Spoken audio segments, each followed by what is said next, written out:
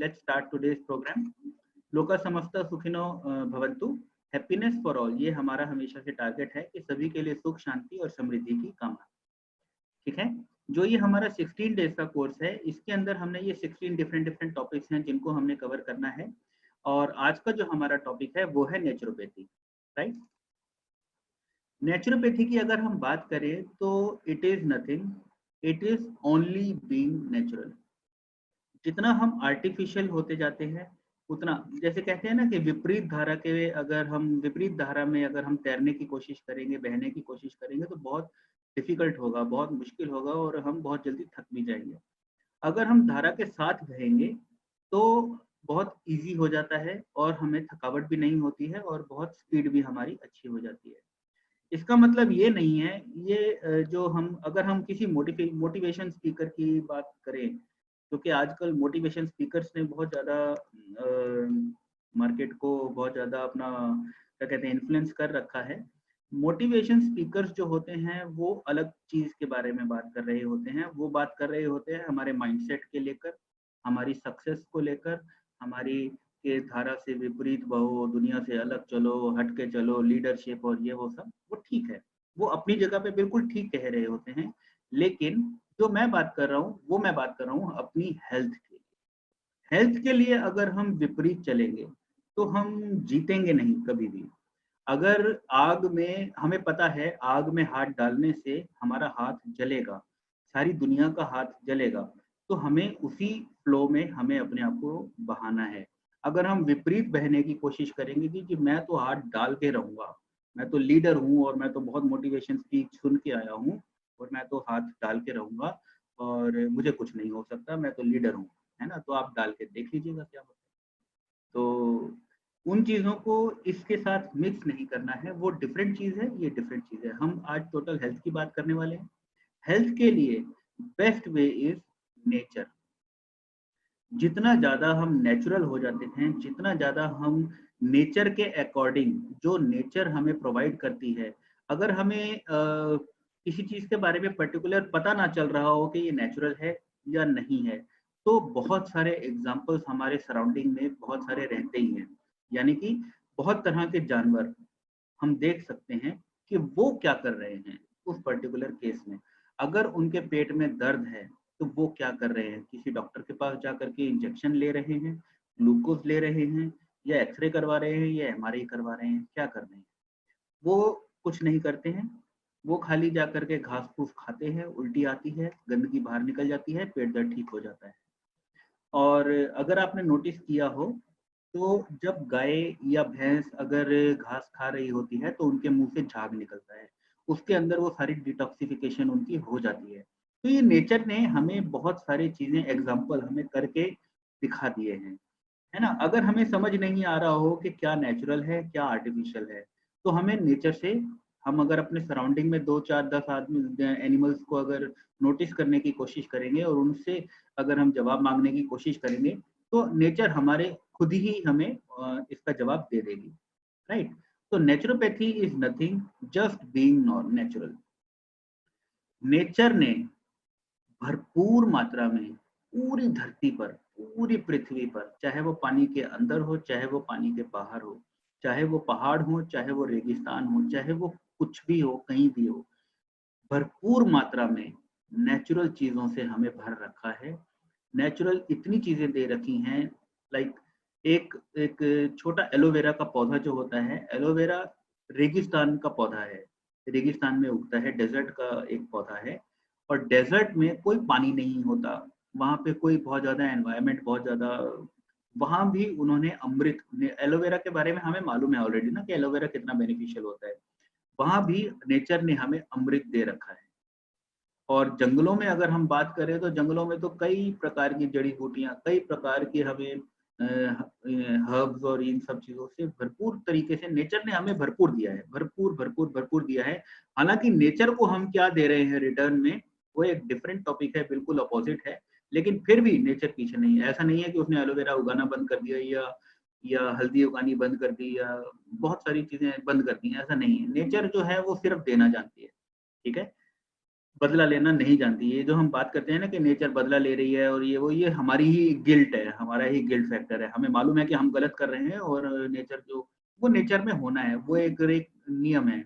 अगर कोई सुनामी आ रही है या कोई तूफान आ रहा है या कोई कोई चीज आ रही है, तो वो नेचर का एक नियम है, प्रकृति का नियम है। आज से लाखों करोड़ों साल पहले जब डायनासोर एक्सटिंक्ट हो गए थे, उस टाइम भी ये सब आए थे। तो उस टाइम पे तो कोई पोल्यूशन भी नहीं था।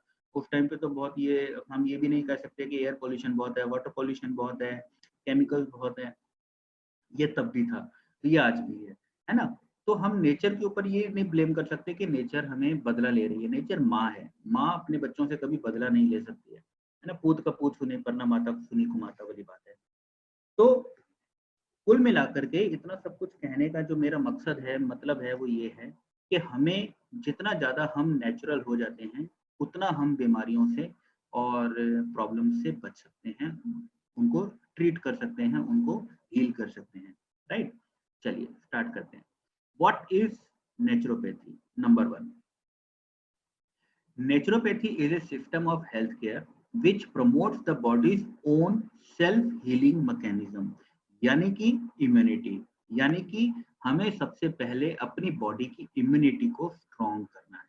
अब इसके अंदर बहुत सारे प्रोसेसेस आते हैं, बहुत सारे तरीके हैं, जैसे कि न्यूट्रिशन है। न्यूट्रिशन जो है, हमारी बॉडी एक छोटे से सेल से, जब पिता के शरीर से माँ के शरीर में एक छोटा सा सेल गया था, एक शुक्राणु जब गया था, एक सेल था, फिर वो कैसे, क्या मैजिक हुआ, क्या वहां पे उसका वो हुआ कि उसका इवॉल्वमेंट किस तरीके से हुआ कि वो धीरे धीरे धीरे धीरे इतना बड़ा शरीर बन गया कि आज हम यहाँ पर बैठे हैं और इस प्रेजेंटेशन को हम सब देख रहे हैं। इतना बड़ा शरीर जो है, ये हमारा सिर्फ एक सेल में से निकला है। एक छोटे से बीज में से इतना बड़ा पेड़ निकला है। तो उस बीज को, उस एक सेल को न्यूट्रिशन ही था जिसने भर भर के भर भर के भर भर के हमारा ये पूरा शरीर डेवलप किया है।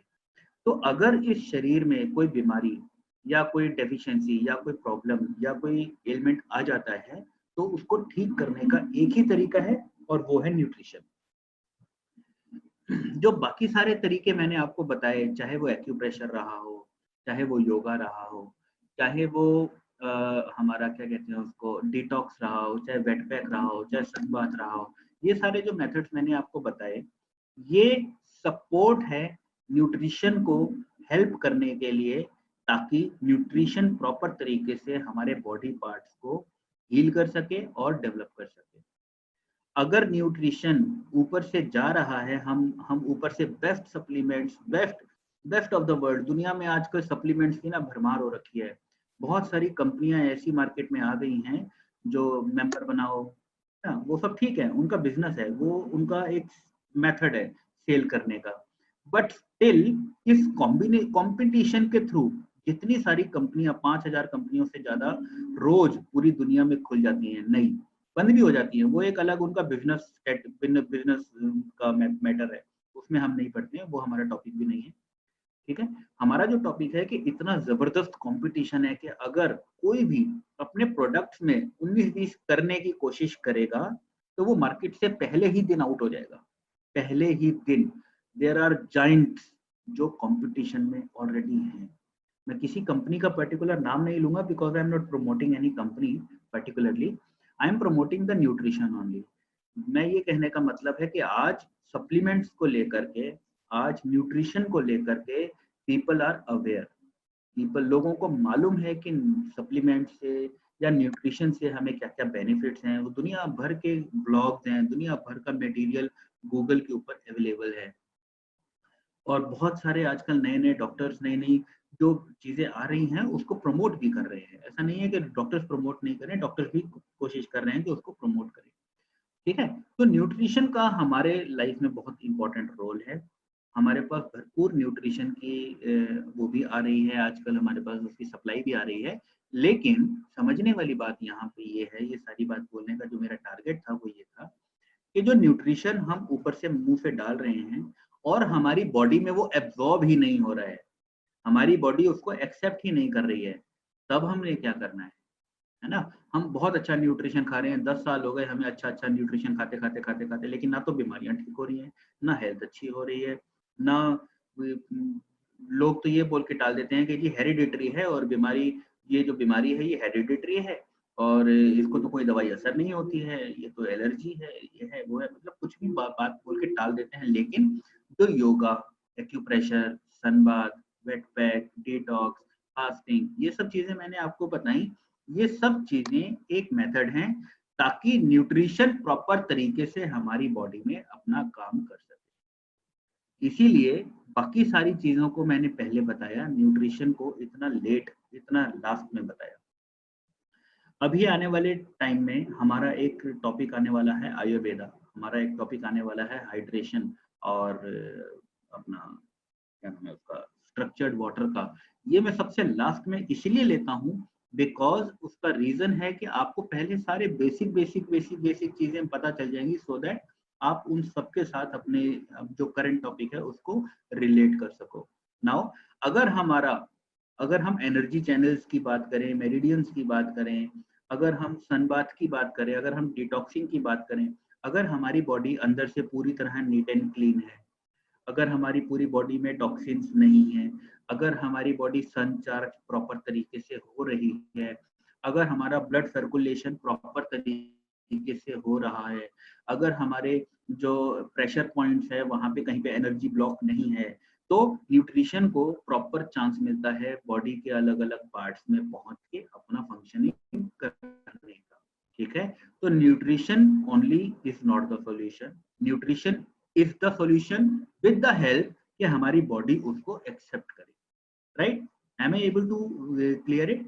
अगर नहीं होगा तो लास्ट में we can take the question answer. Now second is nutrition के बाद हर्बल मेडिसिन। कभी कभी क्या होता है, हम न्यूट्रिशन तो दे रहे हैं, मान लीजिए हमारी बॉडी में विटामिन सी की कमी हो जाती है, हम न्यूट्रिशन के थ्रू, सप्लीमेंट्स के थ्रू उसको फिल करने की कोशिश करते हैं, लेकिन हमारी बॉडी इतने जो उसके अंदर सिर्फ विटामिन सी की कमी नहीं हुई होगी, उसके अलावा और बहुत सारी चीजों की कमी हो गई होगी, जिसकी वजह से जो एसिड, जो पर्टिकुलर चीज विटामिन सी को एब्जॉर्ब करने के लिए बॉडी को हेल्प करती है, वो भी बनना बंद हो गई होगी, है ना। तो हर्बल मेडिसिन ली जाती हैं ताकि विटामिन डी और बहुत सारी और ज्यादा सब जो चीजें हैं जो विटामिन सी को एब्जॉर्ब करने की हेल्प करती हैं, उनको भी भरपूर तरीके से बॉडी में दिया जा सके। तो हर्बल मेडिसिन और न्यूट्रिशन गो पैरेलली। ऐसा नहीं है कि खाली हम न्यूट्रिशन लेते जाएं और हर्बल मेडिसिन की सपोर्ट ना लें और बॉडी में वो प्रॉपर तरीके से एब्जॉर्ब तो होगा, कुछ परसेंट तक होगा, बट 100% जो उसको असर करना चाहिए वो नहीं होगा ना। तो ऐसा इसीलिए हमें हर्बल मेडिसिन और न्यूट्रिशन दोनों को साथ में रख करके चलना होता है।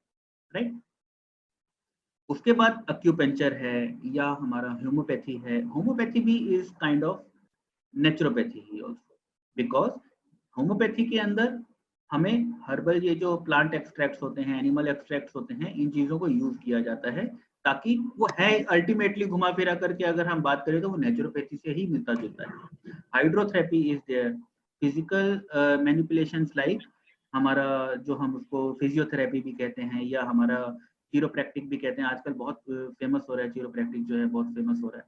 तो ये सारी चीजें, these are all the processes, different processes of naturopathy itself. Naturopathy कोई पर्टिकुलर एक सब्जेक्ट नहीं है, it is a very vast stream. जो चीज आपको नेचुरली हील करती है that is a part of naturopathy, चाहे वो योगा हो, चाहे वो मेडिटेशन हो, चाहे वो कुछ भी हो, it is a part of naturopathy. Right, किसी का माइक जो है वो अनम्यूट है, प्लीज म्यूट कर लीजिए, मुझे मेरी आवाज गूंजती हुई सुनाई दे रही है। चलिए आगे बढ़ते हैं। Now coming to the point, naturopathy में हमें एक चीज को समझना बहुत जरूरी है। हमारी बॉडी 5 तत्वों से मिलकर बनी है, अग्नि, जल, पृथ्वी, वायु और आकाश। इन 5 तत्वों से हमारी बॉडी बनी है और हमें इन 5 तत्वों के बैलेंस को मेंटेन करना ही बहुत इंपॉर्टेंट रोल माना गया है नेचुरोपैथी के according. Naturopathy is not only a system of healing but also a way of life, right. Naturopathy जो है एक हीलिंग का प्रोसेस नहीं है। मैंने आपको बताया कि नेचर जितना हम नेचुरल हो जाएंगे उतना इजी हो जाता है हमारी बॉडी को। अगर हम वही अभी जो बात की थी कि धारा के विपरीत बहेंगे तो मुश्किल हो जाएगा और धारा के साथ बहेंगे तो इजी होगा। तो naturopathy is the way of life, so that हम जितना नेचुरल लिविंग अपनाएंगे उतना इजी होगा हमें अपनी बॉडी को हील करने में या बीमारियों से दूर रहने में, right. There are 4 foundational elements of naturopathy: आचार, विचार, आहार और विहार, राइट। आचार मतलब हमारा कंडक्ट, हमारा उठने बैठने का तरीका, हमारा हमारा किसी से बिहेव करने का तरीका, ये सारी चीजें हमारा आचार के अंदर आ गया। विचार मतलब हमारी पॉजिटिव थिंकिंग। आहार मतलब जो हमने कल योगा की क्लास में हमने बात करी थी, मीठाहार, जिसको हम वैदिक योगिक डाइट भी बोलते हैं, वो आहार हो गया हमारा। विहार मतलब हमारा डेली रूटीन, हमारा लाइफस्टाइल, सुबह जल्दी उठना है, रात को जल्दी सोना है, हमें एक्सरसाइज करना है, हमें योगा करना है, हमें क्या खाना है क्या नहीं खाना है, किसी से अच्छे से बिहेव करना है, ये सारी चीजें आचार, विचार, आहार और विहार, ये 4 चीजें हमें ध्यान में रखनी होती हैं कुछ भी करने से पहले कि ये नेचुरल है या अननेचुरल है, ठीक है। अगर हम नेचुरल वेज में चलेंगे तो ऑब्वियसली ये 4 चीजें ऑटोमेटिकली हमारी जो हैं ठीक होती चली जाएंगी, नेचुरल होती चली जाएंगी, right. Now the basic concept of naturopathy are: number 1, accumulation of morbid, यानी कि जो हमारा टॉक्सिन्स होते हैं, हमारी बॉडी में जितने टॉक्सिन्स इकट्ठे हो जाएंगे उतना मुश्किल हो जाता है हमारी बॉडी को हील करना, राइट। अभी मैं कुछ चीजें और हैं जो थोड़ा सा कॉन्ट्रडिक्टरी हैं, उनको पूरा डिटेल में लेने वाला हूँ, आगे चल के हम इसको आगे आगे की स्लाइड्स में हम लोग इसको लेंगे, ठीक है। फिर उसके बाद abnormal composition of blood and lymph, lower vitality, ये सारी चीजें जो होती हैं, ये पांचों जो तत्व हैं हमारे बॉडी में, अग्नि, जल, पृथ्वी, वायु और आकाश, इन 5 तत्वों को लेकर के ही ये चीजें होती हैं।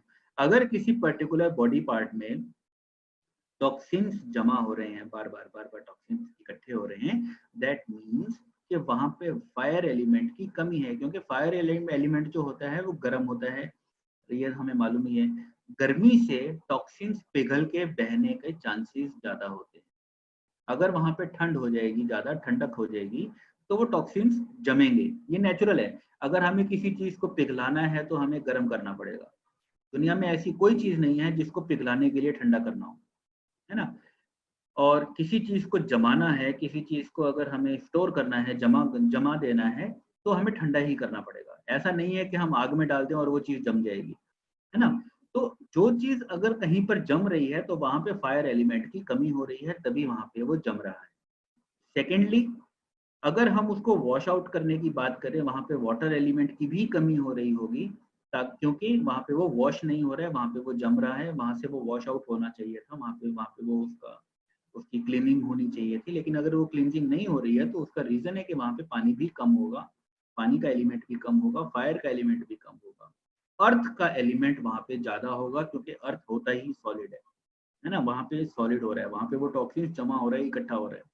तो ये सारी चीजों का मिक्स एंड मैच कॉम्बिनेशन से हम लोग समझते हैं कि कौन सी बीमारी किस तरीके से वर्क करती है बॉडी के अंदर।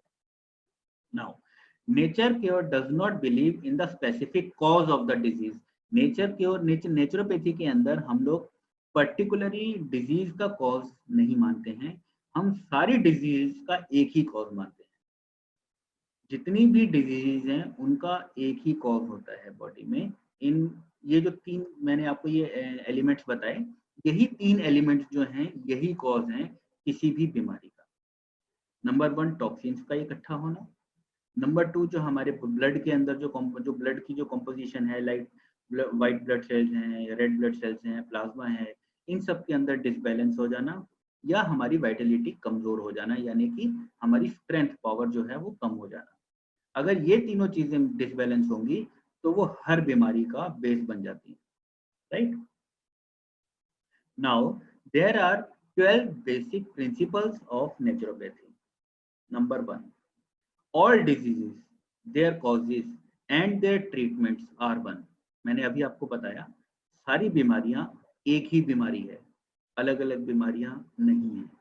चाहे वो कैंसर हो, चाहे वो डायबिटीज हो, चाहे वो बीपी हो, चाहे वो कुछ भी हो, ये सभी एक ही बीमारियां हैं, अलग अलग बीमारी नहीं है अकॉर्डिंग टू नेचुरोपैथी, राइट। ये सभी बीमारियां एक ही क्यों हैं? क्योंकि इनका रूट कॉज एक ही है, टॉक्सिन्स। इन सबका रूट कॉज एक ही है। उन जो हमारा ब्लड का कॉम्पोजिशन है वो डिफर हो गया है, वो डिसबैलेंस इम्बैलेंस हो गया है, राइट। अगर हम बात करें जैसे कि अगर हम बहुत लोग बोलते हैं कि स्पेशलिस्ट, अगर हमें किसी स्पेशलिस्ट के पास जाना है, अगर हमारे पेट में दर्द है तो स्पेशलिस्ट डिफरेंट होगा, हम अगर हमारी हड्डियों की प्रॉब्लम है तो स्पेशलिस्ट डिफरेंट होगा, डायबिटीज के स्पेशलिस्ट आजकल अलग हो गए हैं और डाइटिशियन अलग हो गए हैं, बहुत सारी चीजें ना स्पेशलिस्ट की तरफ, क्योंकि स्पेशलिस्ट एक वर्ड है बिजनेस को क्रिएट करने का। लेकिन इंटरनली अगर हम बॉडी की बात करें, अगर हम इंटरनल बॉडी को थोड़ा सा समझें, तो अल्टीमेटली अगर हम बॉडी की बात करें तो वो सारी बीमारियां रूट कॉज सबका एक ही है, अलग अलग नहीं है। अलग अलग अगर होता तो हमें बहुत सारी चीजों को ट्रीट करना पड़ता, लेकिन हमने ये देखा है, ये प्रैक्टिकली इसका इसका रिस्पॉन्स देखा है कि अगर हम सिर्फ बॉडी से टॉक्सिन्स को निकाल देते हैं तो body is a self healing process. Body जो है उसका मैकेनिज्म जो है वो सेल्फ हीलिंग है, वो अपने आप खुद अपने आप को हील करना जानता है, right. This is very important to understand. Secondly, the basic cause of a disease is not bacteria. Bacteria से या वायरस से कोई बीमारी नहीं होती है। बीमारी होती है अगर आपकी इम्यूनिटी वीक है, अगर वो बैक्टीरिया से लड़ नहीं पा रही है, फाइट नहीं कर पा रही है, तो वो बीमारी है। Bacteria is not the disease, virus is not the disease. Virus अपना काम कर रहा है। दुनिया, अगर हम सांस लेते हैं तो लाखों तरह के वायरस हमारी बॉडी में जाते हैं, लाखों तरह के हम वायरस बैक्टीरिया हमारी बॉडी से बाहर निकलते हैं, राइट। बहुत सारे बैक्टीरिया वायरस ऐसे होते हैं जो हमारे डाइजेशन सिस्टम को सपोर्ट करते हैं, है ना। तो जो बैक्टीरियाज हैं, वायरसेस हैं, these are not the disease.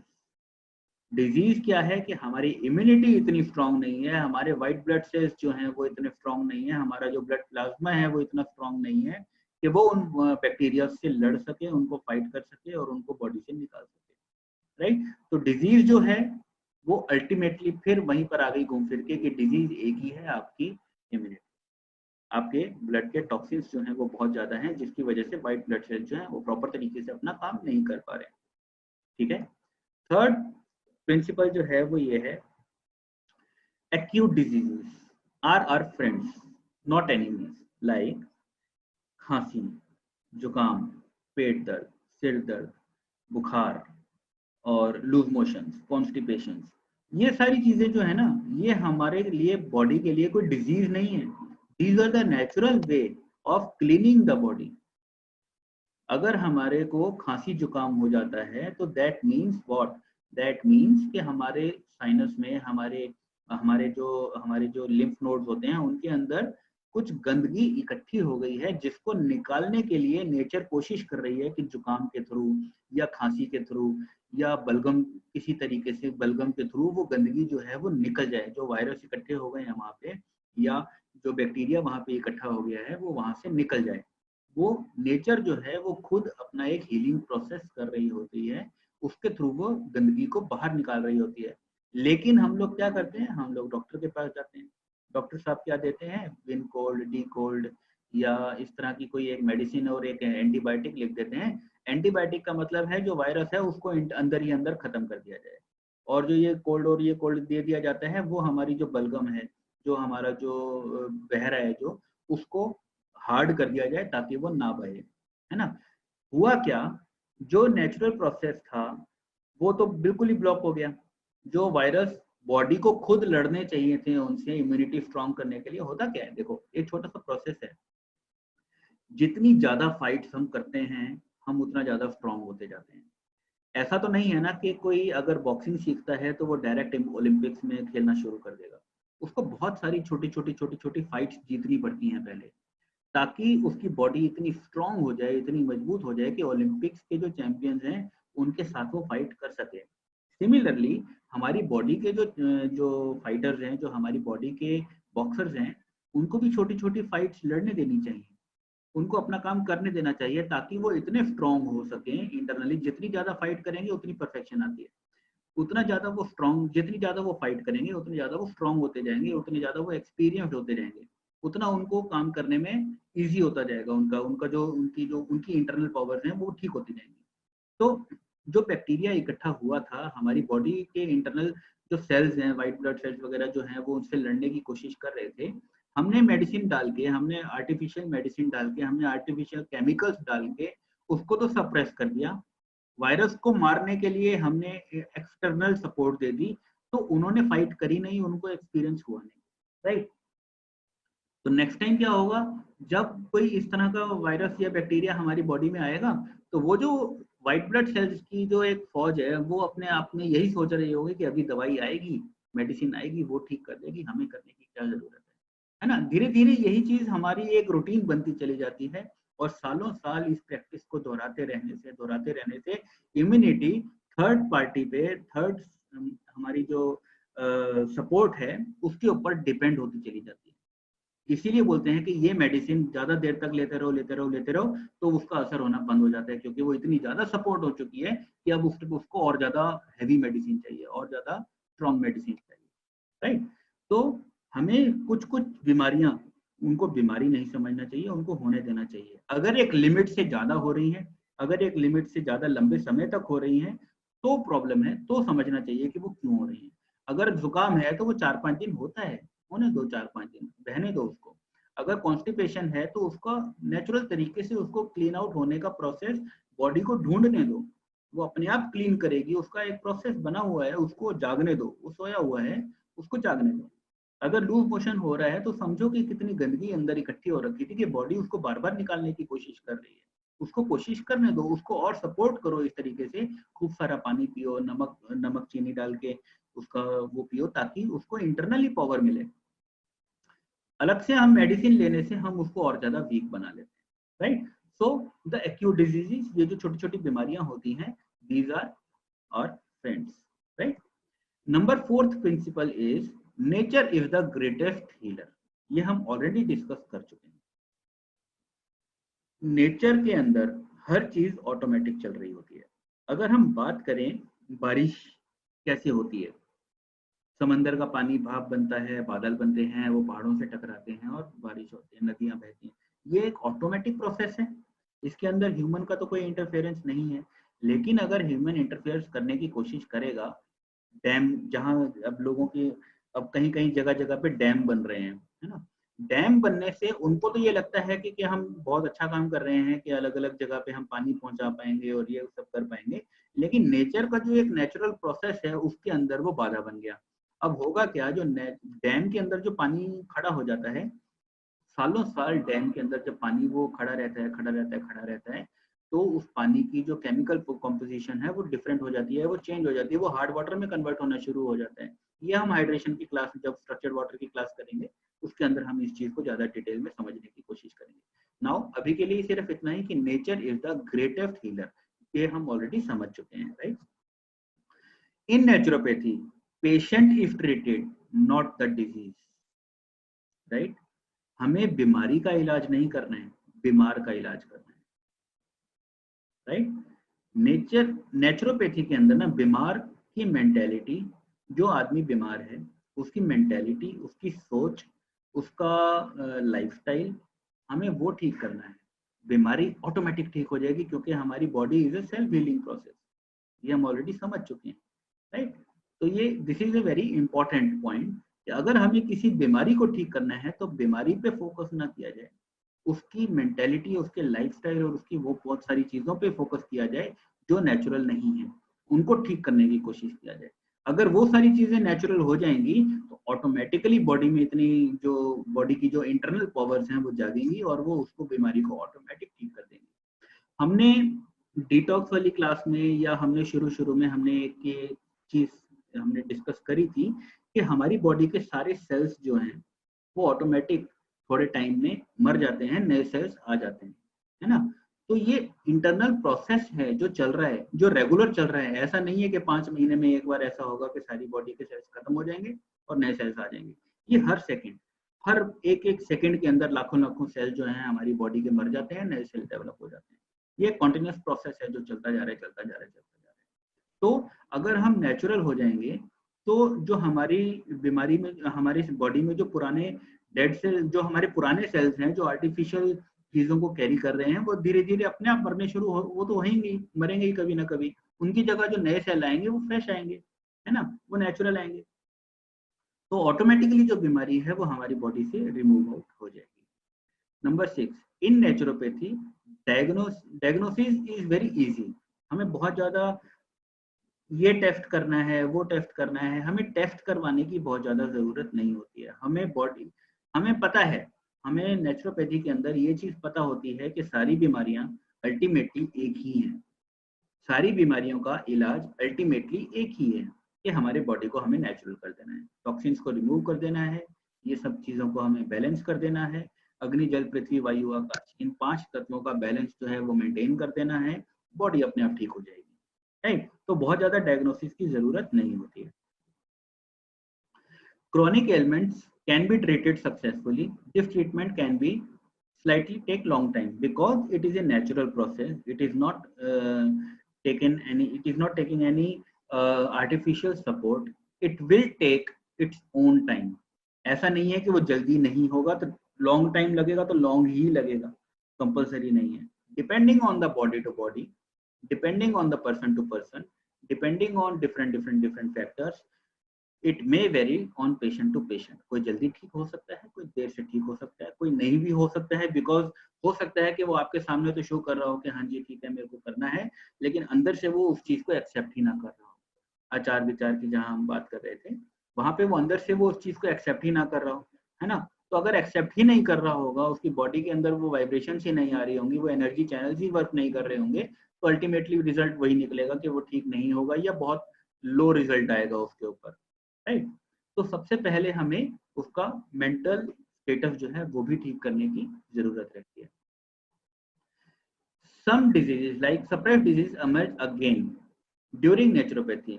Like बहुत बीमारियां ऐसी होती हैं जो थोड़े टाइम के लिए ठीक हो जाती हैं, फिर थोड़े टाइम में वापस आ जाती हैं, फिर थोड़े टाइम में ठीक हो जाती हैं, क्योंकि बॉडी उससे फाइट करती रहती है, अपना एक इंटरनल प्रोसेस के अकॉर्डिंग वो काम करती रहती है। तो कभी कभी कुछ बीमारियां आती जाती रहती हैं, उससे घबराने की जरूरत नहीं होती है। इट विल टेक टाइम और वो ऑटोमेटिकली ठीक होती जाएंगी।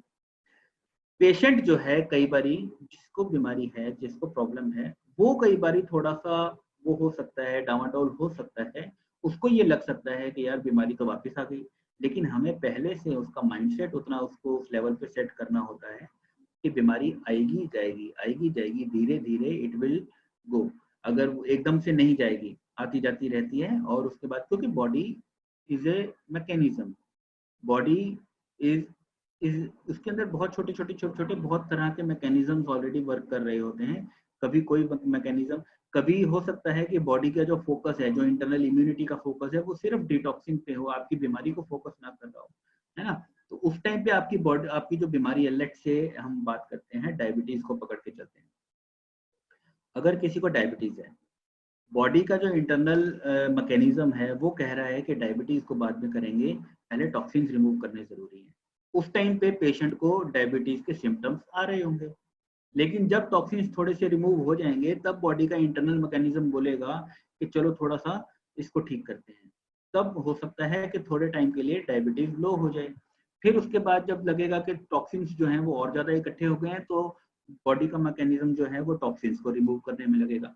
तो दिस इज अ वेरी एक एक एक प्रोसेस है जो थोड़ा धीरे काम करता है। अल्टीमेटली थोड़े टाइम के बाद जाकर के ऐसा होगा, जब टॉक्सिन्स भी रिमूव हो रहे होंगे, वो ऑर्गन भी हील हो रहा होगा, और वो धीरे धीरे उसका रिजल्ट इस तरीके से आना शुरू होगा कि वो एक लॉन्ग टर्म जो रिजल्ट है वो बनेगा। तो it will take time, it is not overnight. कोई जादू टोना नहीं है कि हमने यहाँ से मंत्र फूका और उधर से ठीक हो गया, ऐसा नहीं है। It will take time. Now nature cure treats physical, mental, social and spiritual, all 4 aspects of the life. हमने जब शुरू में बात करी थी, there are 5 types of health: physical, mental, social, spiritual and 5th financial. Nature cure financial के लिए कुछ नहीं कर सकता है, उसके लिए और दूसरी चीजें हैं, ठीक है। नेचर क्योर इन चारों एस्पेक्ट्स के ऊपर काम कर सकता है। फिजिकल भी ठीक करेगा, मेंटली भी ठीक करेगा। अगर आप मेंटली और फिजिकली ठीक रहेंगे तो सोशल भी ठीक करेगा, बिकॉज आचार विचार, है ना। अगर आपका आचार ठीक रहेगा, लोगों के साथ आपके विचार ठीक रहेंगे, आपका व्यवहार ठीक रहेगा, तो ऑटोमेटिकली सोशल सर्कल आपका इंप्रूव होगा। और अगर ये सब ठीक रहेगा तो ऑटोमेटिकली स्पिरिचुअली भी आप इवॉल्व करेंगे, right. Nature cure treats body as a whole, पूरी बॉडी का एक ट्रीटमेंट होता है, बिकॉज हमारी इम्यूनिटी अगर स्ट्रांग होगी तो वो किसी पर्टिकुलर ऑर्गन के लिए नहीं होगी। ऐसा नहीं है कि वो किडनी के लिए तो हो रही है लेकिन लिवर के लिए नहीं हो रही है, ऐसा नहीं। जब इम्यूनिटी स्ट्रांग होगी, अगर इम्यूनिटी बूस्ट होगी तो वो पूरी बॉडी के लिए एक जैसी होगी। अलग अलग बीमारियां, बहुत सारे पेशेंट्स आते हैं कई बार, वो बीमारी तो बोल देते हैं कि बीमारी, तो हमें उस बीमारी को समझना ही नहीं होता है, सुनना ही नहीं होता है, हमें पता है, हमें उस चीज को हम ऑलरेडी मतलब इतना एक्सपीरियंस कर चुके होते हैं कि इस बीमारी का इलाज जो है, बीमारी का इलाज नहीं करना है, इस पूरे सिस्टम का इलाज करना है, ठीक है, उसका लाइफस्टाइल का इलाज करना है। तो हम बीमार का, पेशेंट का इलाज करते हैं, पेशेंट जो उसकी बीमारी है उसका इलाज नहीं करते। Naturopathy does not use medicine. According to naturopathy food is the medicine. जो हमने न्यूट्रिशन की बात करी थी, जो हमने सप्लीमेंट्स की बात करी थी, food is the only medicine, because वही है जिसने एक सेल से पूरा शरीर हमारा डेवलप किया है। नंबर 12 लास्ट प्रिंसिपल जो है वो ये है डूइंग प्रेयर। हम अगर हम प्रार्थना करते हैं, प्रार्थना में बहुत शक्ति होती है। हम किसकी प्रार्थना कर रहे हैं उससे कोई फर्क नहीं पड़ता, सब एक ही शक्ति है। हम दुर्गा माँ की करें, हम हनुमान जी की करें, हम अल्लाह की करें, मौला की करें, हम जीसस क्राइस्ट की करें, हम गुरु नानक की करें, ये सब एक ही हैं, अलग अलग नहीं है। सिक्के के दो पहलू होते हैं, हेड और टेल। तो इसका मतलब नहीं है कि हेड का अलग चीज है और टेल अलग चीज है, सिक्का एक ही है। इसी तरीके से ये सब एक ही हैं, एक ही शक्तियां हैं, कोई अलग अलग शक्तियां नहीं है ये, है ना। तो हमें इम्पोर्टेंट ये है कि हम मान रहे हैं, किसको मान रहे हैं से कोई फर्क नहीं पड़ता, किसी को भी मानिए। एक पेड़ को पकड़ के उसकी पूजा करनी शुरू कर देना, it is equally equally powerful अगर हम किसी भगवान को पकड़ के उसकी पूजा करनी शुरू कर दें। और जहां तक भगवान का लॉजिक है, मुझे भगवान का लॉजिक कभी समझ नहीं आया पर्सनली। अब टॉपिक से थोड़ा सा हट के 1 मिनट के लिए एक चीज बोल देता हूँ। लोग दिवाली में, अभी दिवाली आने वाली है, कुछ समय में दिवाली आ जाएगी, राइट। दिवाली में हम लोग मार्केट जाते हैं, मार्केट जाके लक्ष्मी गणेश की मूर्ति खरीद के लाते हैं पूजा करने के लिए, राइट। लेकिन जहां दुकान से हम लक्ष्मी गणेश की मूर्ति खरीद रहे होते हैं, वहां पे तो हजारों तरह की मूर्तियां रखी हुई हैं, लेकिन वहां पर हम मत्था तो नहीं टेकते हैं, वहां पे तो हम उनको प्रणाम नहीं करते हैं, वहां पे तो उनके चरण नहीं छूते हैं, है ना। लेकिन वहां पर हम क्या कर रहे होते हैं कि ये मूर्ति अच्छी नहीं है, ये मूर्ति अच्छी है, इसकी नाक टेढ़ी है, इसकी आंख टेढ़ी है, ये मूर्ति सुंदर लग रही है, ये मूर्ति महंगी बहुत है, ये मूर्ति छोटी बहुत है, ये मूर्ति बड़ी बहुत है। वहां पर तो हम ये कर रहे होते हैं कि इसका रंग अच्छा नहीं है, इसका कलर फेड हो जाएगा, इसकी फीचर अच्छे नहीं बनाए हैं, ये टेढ़ी है, ये सीधी है, समझ रहे हो मेरी बात। वहां पर तो हम लक्ष्मी गणेश को इस तरीके से ट्रीट कर रहे होते हैं। वहां से हम बहुत सारी मूर्तियों में से एक मूर्ति सिलेक्ट करते हैं, उसको पैक करवाते हैं और घर में ला करके मंदिर में रख देते हैं और वहां पे बोलते हैं जय माता दी, उनके पैर छूना शुरू कर देते हैं, उनपे प्रसाद चढ़ाना शुरू कर देते हैं। यानी कि हमारी मेंटेलिटी देखो, वहां दुकान पर वो लक्ष्मी गणेश नहीं था, जो हमारे घर पे दिवाली वाले दिन जब हम उसको घर पे लेकर आ गए, उस टाइम वो वहां पे लक्ष्मी गणेश हो गया। यानी कि मूर्ति तो मूर्ति है, वो वहां भी मूर्ति थी, वो यहाँ भी मूर्ति है। हमारी मेंटेलिटी, हमारी सोच, हमारा भाव जो है वही भगवान है। हम जिस चीज में अपना भाव पूरी तरह से डाल देते हैं वो हमारा भगवान हो जाता है, राइट। तो किसी को कॉन्ट्रडिक्ट नहीं कर रहा हूँ, मैं किसी को चैलेंज नहीं कर रहा हूँ, आई एम जस्ट, मेरा एक व्यू पॉइंट है जो मैं आपके साथ शेयर कर रहा हूँ। तो ये जो पॉइंट है डूइंग प्रेयर वाला, इसका कहने का सिर्फ मेरा जो मकसद है, मेरा जो मतलब है वो ये है कि आप प्रार्थना करें। किसकी करें, कैसे करें, कब करें, कहाँ करें, कोई फर्क नहीं पड़ता, आप करें। क्योंकि प्रार्थना जो होती है वो हमारी माइंड, बॉडी, सोल सबको बैलेंस करने की शक्ति रखती है। जब हम कुंडलिनी और रेकी की प्रैक्टिस करेंगे, क्लास करेंगे, उसके अंदर में प्रेयर का जो मेन रोल है, कैसे वर्क करता है, कैसे एनर्जी चैनल्स एक्टिवेट होते हैं, कैसे वो सारी चीजें होती हैं प्रेयर के थ्रू खाली, है ना, वो सारी मैं चीजें आपके साथ डिस्कस करने वाला हूँ। लेकिन अभी के लिए नेचुरोपैथी के अकॉर्डिंग, नेचुरोपैथी की क्लास है तो नेचुरोपैथी के अकॉर्डिंग प्रेयर इज इम्पोर्टेंट। किसकी, कैसे, कहाँ, क्यों, कब, ये सब कोई इंपॉर्टेंट नहीं है, करना इंपॉर्टेंट, दैट्स इट, ठीक है। तो ये कुछ प्रिंसिपल्स हैं नेचुरोपैथी के जिसको हम फोकस करते हैं। मेन चीज जो अल्टीमेटली इनका जो समरी है वो सिर्फ यही है कि हमें पूरी बॉडी को ट्रीट करना होता है, किसी एक ऑर्गन को या किसी एक बीमारी को ट्रीट नहीं करना होता है। हमें पूरी बॉडी की इम्यूनिटी को बूस्ट करना होता है। अल्टीमेटली सिर्फ यही है इन सबका result total, right. Now this is some theory points. इसी जो चीजें मैंने अभी आपको सारी वर्बली बताई हैं, इसी को कुछ डिटेल में थोड़ा सा एक्सप्लेन करने की यहाँ पे मैंने कोशिश करी हुई है। ये सारी चीजें मैं अभी आपको भेजूंगा, तो आप इसको आराम से डिटेल में बैठ के पढ़िएगा। अगर कोई भी डाउट लगता है या कोई भी क्वेश्चन लगता है तो आप मुझसे डिस्कस कीजिएगा। Now there are variety of treatments. Number 1, जैसे मैंने आपको बताया, nutrition. Nutrition is very important, मैंने आपको डिटेल में बताया, समझाया। फिर उसके बाद hydrotherapy, that is very important. Detoxification, I have already मैंने इसके ऊपर डिटॉक्स के ऊपर तो मैंने प्रॉपर तरीके से 2-3 अच्छी क्लास ली। डिटॉक्स का एक पर्टिकुलर सेशन था, वेट पैक का एक प्रॉपर पर्टिकुलर सेशन था, और भगवान भला करे इसका फास्टिंग का एक प्रॉपर सेशन था, जिसके अंदर हमने डिटॉक्सिफिकेशन को बहुत ज्यादा डिटेल में हम ऑलरेडी समझ चुके हैं, राइट। फिजिकल जो हमारी मसाज और ये वो सब चीजें हैं, हम योगा, मसाज, एक्यूप्रेशर, ये सारी चीजों को हम बहुत डिटेल में समझ चुके हैं, राइट। फिर उसके बाद हमारा आ जाता है होम्योपैथी और हर्बल मेडिसिन। होम्योपैथी को हम लोग यहाँ पे फॉलो नहीं कर रहे हैं because we don't want to give any third party support, but herbal medicine की क्लासेस अभी आगे होंगी। आयुर्वेद की क्लास और हर्बल मेडिसिन की क्लास दोनों इकट्ठी होंगी, तो we will understand them very in detail.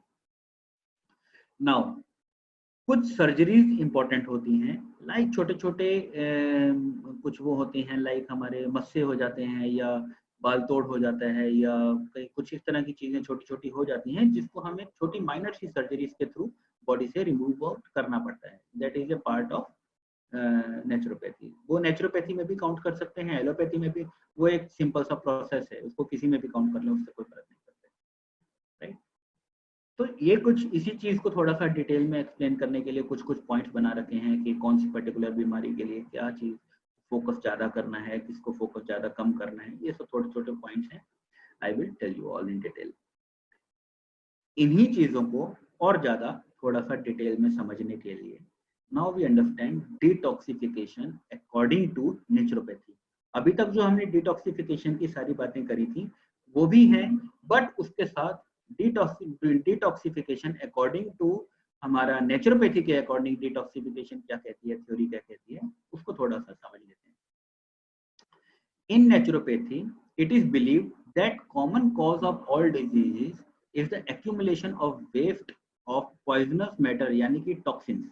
हमारी बॉडी में जितना ज्यादा इकट्ठे होते जाएंगे उतना ज्यादा प्रॉब्लम्स बढ़ती जाएंगी। ऑलरेडी हम इस चीज को बहुत डिटेल में समझ चुके हैं। नाउ द डिफरेंस इज कि जितना, पहली चीज ये है कि टॉक्सिन्स इकट्ठे क्यों होंगे, क्योंकि वहां पे फायर एलिमेंट, वाटर एलिमेंट कम हो रहा है। लेकिन दूसरी बात ये है कि जितने ज्यादा टॉक्सिन्स इकट्ठे होते जाएंगे उतना ज्यादा वहां पे गर्मी और फायर एलिमेंट बढ़ता भी जाएगा, वहां पे वाटर एलिमेंट नहीं बढ़ेगा, है ना। तो ये चीजों का कॉम्बिनेशन हमें खाली अपने एक कॉमन सेंस से हमें समझना होता है। हालांकि जब हम प्रैक्टिकली इन चीजों को करेंगे तब हमें इतना डिटेल में समझने की कोशिश नहीं करनी है, समझने की जरूरत नहीं है। तब हमें सिर्फ और सिर्फ एक ही चीज को फोकस करना है, वो है हमारी इम्यूनिटी, राइट। हमें खाली सिर्फ अपनी इम्यूनिटी को ही स्ट्रॉन्ग करना है, इम्यूनिटी को ही बूस्ट करना है, ताकि ये सारी चीजें ऑटोमेटिकली हमारी बॉडी से निकल सके, ठीक है। ये डिटॉक्सिफिकेशन के कुछ छोटी छोटी चीजें हैं जो मैं आपको अभी भेजूंगा, आप उसको पढ़िएगा आराम से।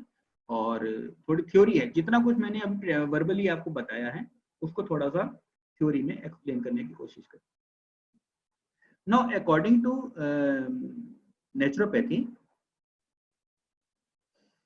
नेचुरोपैथी में ना एक चीज को ध्यान रखिएगा, हमें पर्टिकुलर किसी बॉडी पार्ट को फोकस नहीं करना है, हमें किसी पर्टिकुलर बॉडी पार्ट को ट्रीट नहीं करना है। अगर हम डिटॉक्सिफिकेशन कर रहे हैं या कुछ भी कर रहे हैं तो वो पर्टिकुलर एक बॉडी पार्ट के लिए नहीं होता है, वो पूरी बॉडी के लिए होता है, राइट। हमारा जो इंटरनल क्लीनिंग प्रोसेस है उसी को इनिशिएट करना है, उसी को हमें एनहेंस करना है, ताकि जो नेचुरल वे है एलिमिनेशन का वो शुरू हो सके। हमारी बॉडी जो है ना खुद इसी तरीके से डिजाइंड है, अगर हम कुछ भी ना करें ना तो भी ऑटोमेटिकली क्लीनिंग तो वो करती ही रहती है। थोड़ा क्या होता है कि हमने गंदगी ज्यादा शुरू कर दी और क्लीनिंग ऑटोमेटिकली जो हो रही है वो कम स्पीड से हो रही है, और हम जो गंदगी अंदर डालते जा रहे हैं वो ज्यादा स्पीड से डाल रहे हैं, तो हमें बीमारियां इकट्ठी होंगी। लेकिन अगर हमारी स्पीड गंदगी अंदर डालने की कम हो जाए और जो नेचुरल स्पीड है गंदगी को साफ करने की वो बढ़ जाए, तो ऑटोमेटिकली गंदगी क्लीन हो जाएगी हमारे बॉडी से। सिंपल सा प्रोसेस है, सिंपल सी साइंस है। तो उसी तरीके को हम थोड़ा सा एनहेंस करने की कोशिश करते हैं 100% नेचुरल तरीकों से, right. This is skeleton therapy. इसके अंदर हमें वही चीज है, हमें जो डिटॉक्सिफिकेशन है कई तरह की होती है। Detoxification of metals, heavy metals, जो हमारी बॉडी के अंदर पानी के थ्रू या खाने के थ्रू, जो हमारे पेस्टिसाइड्स और केमिकल्स हमारी बॉडी के अंदर डाल दिए जाते हैं, जो खाने के थ्रू हमारी बॉडी में चले जाते हैं, उससे जो हमें हेवी मेटल्स हमारी बॉडी में चले जाते हैं, इनकी क्लीनिंग को किलेशन थेरेपी बोला जाता है, राइट। जैसे कि आर्सेनिक, कैडमियम, ये लिखा हुआ है सामने, लेड, मरकरी, निकल, ये सारी चीजें हमारी बॉडी में चली जाती हैं। इनको बॉडी रिमूव करने में सक्षम नहीं होती है खुद अपने इंटरनल पावर से, क्योंकि बॉडी को मालूम ही नहीं है कि ये सब भी चीजें हमारी बॉडी में आ सकती हैं।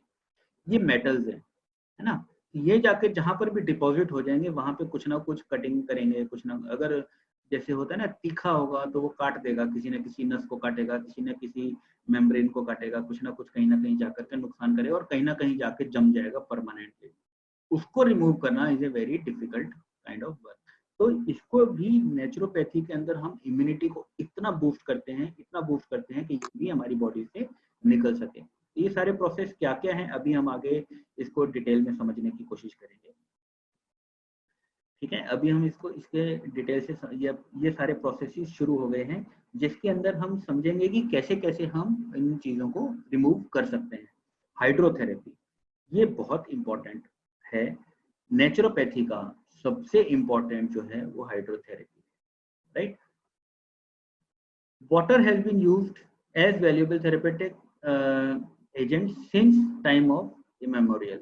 लाइक बहुत पुराने टाइम से हमें पानी को हमने यूज किया है और हमारी मेडिसिन, हमारे रिमूवल ऑफ टॉक्सिन्स। आयुर्वेद के अंदर भी अगर हम बात करें तो उसमें वमन करवाया जाता है, उसके अंदर हमें उल्टियां करवाई जाती हैं। पानी, पहले तो बहुत सारा पानी नमक डाल के पिला दिया जाता है, नमक फिटकरी डाल के पिला दिया जाता है और फिर उसको वॉमिट करवाया जाता है। वॉमिट करने का मतलब वॉमिट करना नहीं है, वॉमिट करने का मतलब है जो टॉक्सिन्स, जो एसिड, जो इस तरह की चीजें, जो हैवी मेटल्स वगैरह जो हमारी बॉडी में पेट में इकट्ठे हो जाते हैं, जम जाते हैं, उनको रिमूव करने के लिए हमें वॉमिट के थ्रू या लूज मोशंस करवाए जाते हैं। कुछ मेडिसिन, कुछ हर्ब्स ऐसी दी जाती हैं जिसके थ्रू लूज मोशन होता है, कई कई दिन तक लूज मोशन चलता रहता है, बहुत परेशानी होती है। लेकिन जब वो ठीक होता है ना, उसके बाद जो रिलैक्स मिलता है, जो रिलीफ मिलता है, उसका कोई अंदाजा नहीं लगा सकते। जिसने फील किया है वही बता सकता है। तो बहुत इंपॉर्टेंट है हमें ये समझना कि टॉक्सिन्स को रिमूव करना है, उसके अंदर किसी भी चीज को वॉश करना है या धोना है तो पानी का होना बहुत जरूरी है। अब उसके लिए भी अलग अलग तरीके हैं। पानी के भी बहुत सारी हिस्ट्री है कि पानी को कहाँ कहाँ कैसे कैसे यूज किया जाता है। ये सब थ्योरी का पार्ट है, ये सब आप पढ़िएगा, मैं खाली सीधा सीधा प्रैक्टिकल के ऊपर आ जाता हूँ। Now enema, enema is a very good kind of treatment. जो मैंने डिटॉक्स की क्लास ली थी, डिटॉक्स के अंदर भी एनीमा को मैंने डिटेल में एक्सप्लेन किया था। हमें क्या करना होता है, थोड़ा सा हल्का सा गर्म पानी या ठंडा पानी, डिफरेंट डिफरेंट उसके अकॉर्डिंग, मौसम के अकॉर्डिंग या डिफरेंट डिफरेंट बॉडी की कैपेसिटी के अकॉर्डिंग, कि बॉडी क्या झेल सकती है क्या नहीं झेल सकती है, उसके अकॉर्डिंग गर्म पानी या ठंडा पानी हमें अपने एनएफ पॉइंट से, एक्सक्रीशन पॉइंट से, हमें वहां से पानी को अंदर भरना होता है पेट में, और थोड़ी देर तक उस पानी को रोक के रखना है। थोड़ा वॉक करना है, थोड़ा एक्सरसाइज करना है, हल्का हल्का लाइट एक्सरसाइजेस करनी है, ताकि वहां पर जो पानी जो अंदर इकट्ठा हुआ है वो अंदर गंदगी जो जमी हुई है उसको अपने अंदर घोल सके। उसके बाद जब वो फ्लश आउट होगा, जब वो उसके बाद वॉश आउट होगा, तो इतनी गंदगी जो हमारे पेट में जमा रहती है, जो विजिबल और इनविजिबल दोनों फॉर्मेट में रहती है, कि लिक्विड रहते हैं कई तरह के जो विजिबल नहीं होते हैं, है ना, वो सारी गंदगी जब बहेगी उसके बाद जो रिलीफ मिलेगा that is unbelievable. Enema is a very good part of detoxification. उसके बाद कोल्ड कंप्रेस, यानी कि जैसे हम कहीं सिकाई करते हैं, इसको हम ठंडी सिकाई बोलते हैं।